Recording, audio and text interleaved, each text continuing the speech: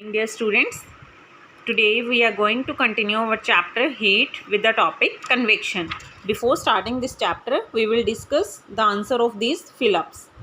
First fill-up is heat always flow from a body at higher temperature to another at lower temperature. Heat कैसे flow करती है? higher temperature to lower temperature. And the particle of solid are very closely, or we can say tightly packed with one another.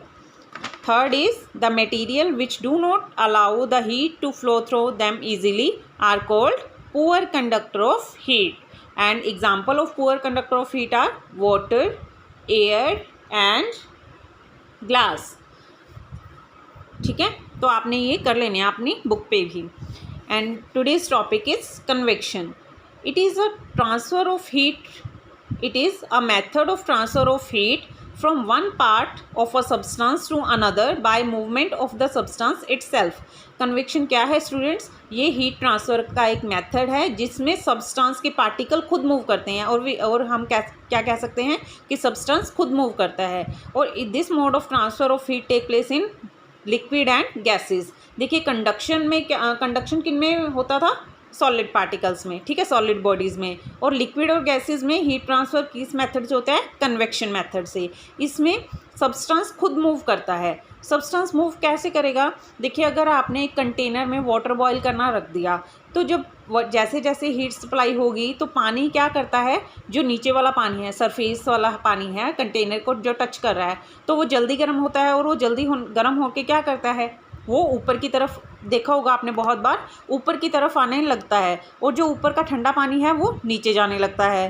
ठीक है, ऐसे ये सारा process चलता रहता है. क्या कब तक चलता है? जब तक कि सारे सब्सटेंस, सारा पूरा पार्टिकल, वाटर के पूरे पार्टिकल, पूरे मॉलिक्यूल्स अच्छे से गर्म नहीं हो जाते. ठीक है, तो लिक्विड और गैसेस का मेथड यही है कि ये हीट लेके और ऊपर उठते हैं. ठीक है, क्योंकि ये क्या हो जाते हैं, फिर हल्के हो जाते हैं ना. जैसे ही हीट लेते हैं, ये हीट एनर्जी लेते हैं, ये ऊपर की तरफ चले जाते हैं. और जो हैवी पार्टिकल्स हैं, जो ठंडे हैं पार्टिकल्स, वो नीचे की तरफ आते हैं. और उसके बाद कूल्डर पार्टिकल नीचे आ जाते हैं. और जब वो हीट ले लेते हैं फिर वो ऊपर चले जाते हैं. तो इस प्रोसेस से ये हीट ट्रांसफ़र होती है. The movement of the particle due to the temperature difference between part of substance is called the convection current. देखिए अब नीचे वाले पार्टिकल जो गर्म हुए हैं वो ऊपर जाएंगे और जो ऊपर वाले कोल्डर पार्टिकल हैं वो नीचे आते हैं. तो मूवमेंट होती है पार्टिकल की. Why? Because of temperature difference. ठीक है, क्योंकि हायर वाले टेम्परेचर, लो टेम्परेचर पे हैं, कोल्डर हैं, और नीचे वाले हायर टेम्परेचर पे होटर हैं. ठीक है, तो टेम्परेचर डिफरेंस की वजह से पार्टिकल मूव करते हैं between part of substance, and that type of movement is called convection current. Anything that can flow is called fluid. Students, कोई भी substance है, कोई भी material है which can flow, that are called fluid. तो उनको क्या बोलते हैं हम? फ्लूइड बोलते हैं, जो फ्लो कर सकते हैं. अब लिक्विड है, अगर हम वाटर को नीचे स्प्रेड करते हैं तो वो क्या करता है? फ्लो कर जाता है. अगर हमने 1 ग्लास वाटर अगर नीचे रख दिया और पाँव लगा दिया तो वो क्या करेगा? वो नीचे बिखर जाएगा, फ्लो कर जाएगा. तो वाटर क्या है? लिक्विड क्या है? फ्लूइड है. ऐसे ही गैसेस भी हैं, तो वो भी क्या है? फ्लूइड हैं. अगर हम किसी रूम में एयर फ्रेशनर से स्प्रे कर दें तो एयर फ्रेशनर कैसे है? अगर हमने किसी कॉर्नर पे किया, सिर्फ वहीं पे उसकी फ्रेगरेंस आती है? ऐसा नहीं होता ना स्टूडेंट्स. वो क्या करती हैं, सारे रूम में हम उसकी फ्रेगरेंस को फील कर सकते हैं. क्यों कर सकते हैं? Because gases are also fluid, because they can flow. ठीक है, तो अब आपको पता लग गया होगा फ्लूइड क्या होते हैं? Anything that can flow. और फ्लूइड के एग्जांपल कौन से हैं? Gases and liquid. ठीक है, सॉलिड फ्लूइड में नहीं आते, गैसेस और लिक्विड ही फ्लूइड में आते हैं. नेक्स्ट देखिए students, some applications of convection current. Convection current की कुछ एप्लीकेशंस हैं जिनको हम 1 by 1 डिस्कस करने वाले हैं. देखिए फर्स्ट एप्लीकेशन है ventilation in room. Ventilation in rooms में क्या होता है? देखिए, when warm air being lighter rises up. जो वार्म एयर होती है वो क्या होती है? लाइटर होती है, हल्की होती है. जब वो हल्की होगी तो क्या होगी? राइजेज अप होगी. गर्म हवा हल्की होकर ऊपर उठती है and leaves the room through the ventilator. आपने अपने घरों में अभी देखिए, अगर आप वेंटिलेटर देखें, रूम में विंडोज़ देखें, वेंटिलेटर जो डोर में ऊपर की तरफ होते हैं, विंडोज़ के भी ऊपर होते हैं, उनको वेंटिलेटर बोलते हैं। अब वो ऊपर ही क्यों होते हैं, वो नीचे क्यों नहीं होते? या हम एसी जो होता है हमारे घरों में, एसी होता है, वो हाई लेवल पे क्यों लगाते हैं? ऐसा क्यों नहीं होता कि वो नीचे लगाएं हम? या हीटर होते हैं, वो नीचे क्यों लगाते हैं, वो ऊपर क्यों नहीं लगाते? इन सभी के रीज़न मैं आपको बताने वाली हूँ।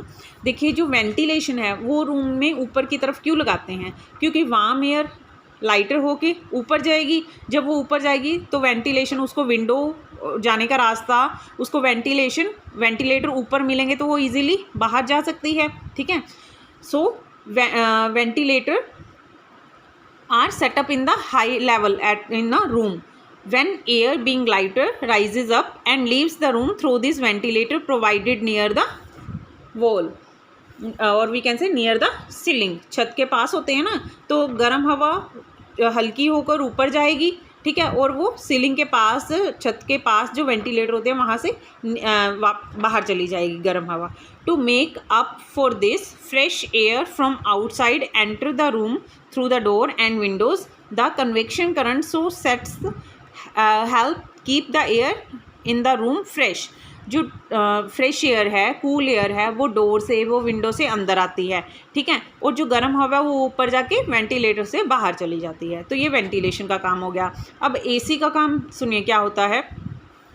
एसी ऊपर लगे होते हैं क्योंकि गर्म हवा, जो वार्म एयर है, वो लाइटर होके राइज अप होएगी, और एसी क्या करेगा, उस वार्म एयर को क्या करेगा, कूल कर देगा। जब ऊपर होगी तभी एसी अगर नीचे हुए तो वार्म एयर तो ऊपर जा रही है, फिर एसी का क्या काम? तो इसीलिए एसी भी क्या होते हैं, नियर द सीलिंग होते हैं, ठीक है। तो वो वार्म एयर को कूल करते हैं और उसके बाद उसको नीचे भेज देते हैं, ठीक है, क्योंकि वो हैवी हो जाती है। जब वो ठंडी हो जाएगी, कोल्डर एयर हैवी होकर वापस नीचे आ जाती है ग्राउंड फ्लोर पे, ठीक है, ग्राउंड फ्लोर पे आ जाती है, और उसके बाद ये प्रोसेस चलता रहता है, ठीक है। जो वार्म एयर है वो ऊपर जाती रहती है और कोल्डर एयर नीचे आ जाती है। तो ये एसी का फंक्शन है। ऐसे ही हीटर का देखिए, अब जो वार्म एयर है वो तो ऊपर जाती है, जो कोल्डर एयर है, कूल एयर है, वो नीचे जाती है। अब कूल एयर नीचे आएगी तो हीटर भी तो नीचे होने चाहिए, तभी तो हीटर नीचे होते हैं, इसीलिए वो कूल एयर को जल्दी से गर्म कर देते हैं और उसको ऊपर भेज देते हैं। फिर वापस नीचे क्या आती है, नीचे आती है ठंडी हवा, ठीक है, ठंडी हवा को वो गर्म कर देती है, और ये प्रोसेस चलते चलते वो रूम क्या हो जाता है, पूरा वार्म हो जाता है, ठीक है। तो मैंने आपको यहाँ पे 3 एप्लीकेशन बताई हैं, एक वेंटिलेटर की, एक एसी की और एक हीटर की। अब हम बात करेंगे लैंड एंड सी ब्रीज की। Land and sea breeze are actually convection current. कैसे? During the day the land warm up more than the sea. Day time में क्या होती है, लैंड वार्म अप हो जाती है, बहुत ज़्यादा गर्म हो जाती है in comparison to sea, and the air over the land becomes hotter and rises upward. जो लैंड है उसकी एयर वार्म हो जाएगी, तो वार्म एयर क्या कहाँ जाती है, अपर में, upward. To take its place cooler air from the sea moves toward the sun. और अब उसका जो कूलर एयर, हॉटर एयर है, जो ऊपर चली गई, उसका स्पेस जो खाली हुआ है वो कौन ऑक्यूपाई करता है, जो सी से वेव्स आती हैं, ठीक है, सी से कूलर एयर चलती हैं और मूव कहाँ करती हैं, टुवार्ड द लैंड। और इस convection current from the sea to the land is called the sea breeze. क्या बोलते हैं, देखिए, लैंड वाली एयर हॉट होके ऊपर जाती है और उनका स्पेस लेने के लिए सी से cool bridge toward the land चलती हैं, और इसको क्या बोलते हैं, सी ब्रीज बोलते हैं। और आफ्टर सनसेट क्या होती हैं, हीट ट्रांसफ़र हो जाती है किनमें, वाटर में, टुवार्ड द सी।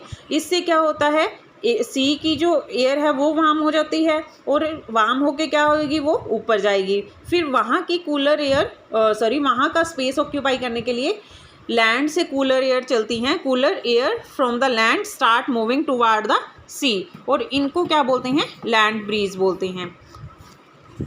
नेक्स्ट देखिए application of convection current in our daily life. देखिए क्या है, एयर कंडीशनर हैं तो वो फिटेड एट हायर लेवल होते हैं। इसके साथ ही मैंने आपको एक हीटर का भी एग्जांपल दिया था, तो ये एग्जांपल मैं ऑलरेडी आपको एक्सप्लेन कर चुकी हूँ कि एयर कंडीशन हायर लेवल पे फिटेड क्यों होते हैं। तो यहाँ तक बेटा आप हमारा टॉपिक हो गया है। यहाँ तक आपने इस टॉपिक को रीड करना है. If you have any query then you can discuss with me. I think it's enough for today. Thank you. Have a nice day.